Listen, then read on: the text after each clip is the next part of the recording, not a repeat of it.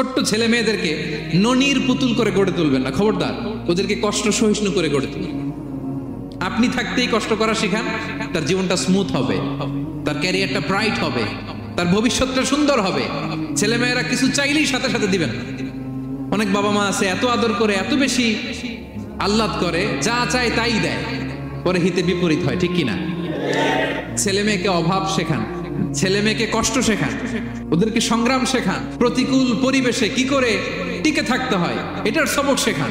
সেদিন লোকমান তাই করলেন, ছেলেদের সবর শিখাইলেন যে বাবা ধৈর্য ধারণ করো, আতঙ্কিত হবা না।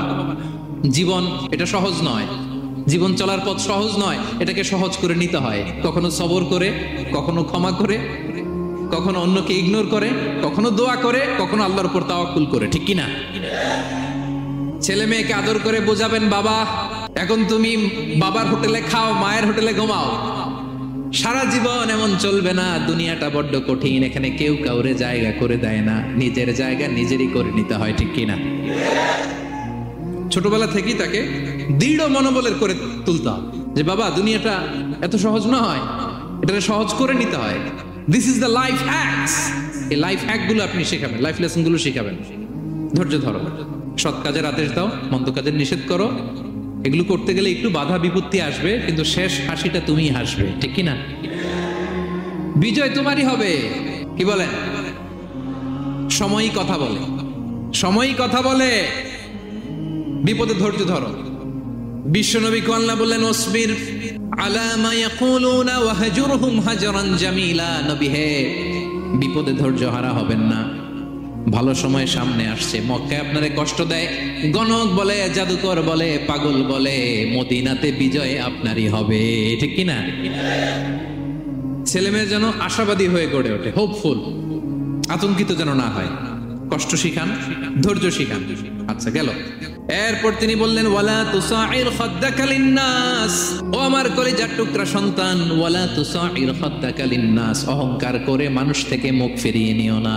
ছেলেরে এবার সোশ্যাল বানানোর চেষ্টা করতেছেন, হ্যাঁ? ওয়ালা তুসাইর খাদ্দাকা লিন্নাস। দেখেন একটার পর একটা, প্রথমে স্রষ্টারে চিনাইলেন, তাই না? এরপরে স্রষ্টার ক্ষমতা সম্পর্কে শিখাইলেন, এরপরে আধ্যাত্মিকতা শিখাইলেন, এরপরে ইবাদত কি সেটা জানালেন, এরপরে তিনি সোশ্যাল এঙ্গেজমেন্ট কিভাবে করবেন, সোশ্যাল রিফর্ম কিভাবে করবেন শিখালেন। এবার মানুষের সাথে কিভাবে মিশতে হয় সেটা শিখাচ্ছেন। মানে পিপল ওরিয়েন্টেড হও। ওয়ালা তুসাইর খাদ্দাকা লিন্নাস। অহংকার করে মানুষের থেকে মুখ ফিরিয়ে নিও না, মুখ ছিটকাবে না। মানুষকে সম্মান করো, মানুষের সাথে মেশো, বি পিপল ওরিয়েন্টেড। আমাদের অনেক ছেলে মেয়েরা মানুষের সাথে মিশতে পারে না। দোষ কার? বাবা মায়ের, শেখায় না। একটা সময় আমাদের মনে আছে, ছোটবেলায় মেহমান আসলে আমরা এত খুশি হইতাম, কি বলেন? মেহমানের কাছে যাইতাম, সূরা শোনাইতাম, কবিতা শোনাতাম, এটা খেলতাম, ওইটা করতাম, যাওয়ার সময় আমাদেরকে টাকা দিয়ে যেত, হাই রে খুশি। এখন দেখবেন টেনে হিসেবে মেহমানের সামনে আনা যায় না। এরকম আছে না নাই? অনেক ফ্যামিলিতে এরকম আছে যে তারা সারাদিন ডিভাইস নিয়ে, এই ডিভাইস আসক্তি এত মারাত্মক পর্যায়ে পৌঁছেছে যে তারা মানুষের সাথে মিশতে পারে না। এই পাবলিক ওরিয়েন্টেশনটা অনেকের নাই, পিপল ওরিয়েন্টেশন নাই। অনেক ছোট বাচ্চা, মেহমান আসছে, তুমি একটু আসো, সালাম দাও, বসো, আসতে চায় না, বসতে চায় না, কারণ ওরা শিখানো হয় না। সারাদিন দিয়ে রাখছে কি হাতে? মোবাইল। এজন্য ছোটবেলা থেকে আমরা যেন সামাজিক বানাই, বাচ্চাকে যেন শেখাই, বাবা মুরব্বীকে দেখলে সালাম দিতে হবে, কি করতে হবে ওরা শিখাবেন। অনেক সময় ছোট বাচ্চারা না বুঝে দারোয়ানের সাথে খারাপ আচরণ করে, ঘরের কাজের বুয়ার সাথে খারাপ আচরণ করে, ড্রাইভারকে বকা দেয়, আছে না নাই? ওর ভদ্রতা, ডিসেন্ট ম্যানার আপনি শিখান নাই তো, শিখবে কোত্থেকে?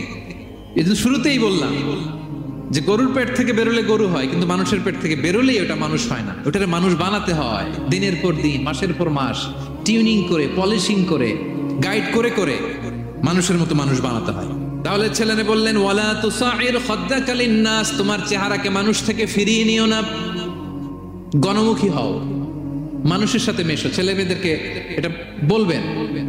শহরে থাকলে মাঝে মাঝে গ্রামে নিয়ে যাবেন, কাদার মধ্যে ছেড়ে দিবেন, হাট বেটা, হ্যাঁ, কাদায় ছেড়ে দিবেন, পুকুরে ছেড়ে দিবেন, দৌড়াদৌড়ি করতে করতে তারপরে তারা শিখবে, দেখবে। মাছ, জ্যান্ত মাছ দেখে নাই আমাদের অনেক ছেলে মেয়েরা, আছে না নাই? ওরা ভাবে মাছ বোধহয় ওই ইয়ের মধ্যেই পাওয়া যায়, শপিং মলেই পাওয়া যায়, ফ্রিজের মধ্যে থাকে, এরপরে এটা খাইতে হয়। জ্যান্ত মাছ দেখলে দেখবেন ভয় পেয়ে গেছে, কারণ শেকড়ের সাথে এদের কোনো সম্পর্ক নাই। এরা যেন গণমুখী হয়, শেকড়ের সাথে যেন এদের সম্পর্ক থাকে। হ্যাঁ, এটাই দেখেন, এই উপদেশটা কয় হাজার বছর আগের। মনে হচ্ছে যেন আজকের পরিস্থিতি দেখে দেখে লোকমান ইসলাম ছেলেকে অ্যাডভাইস করতেছেন। সুবহানাল্লাহ বলবেন না?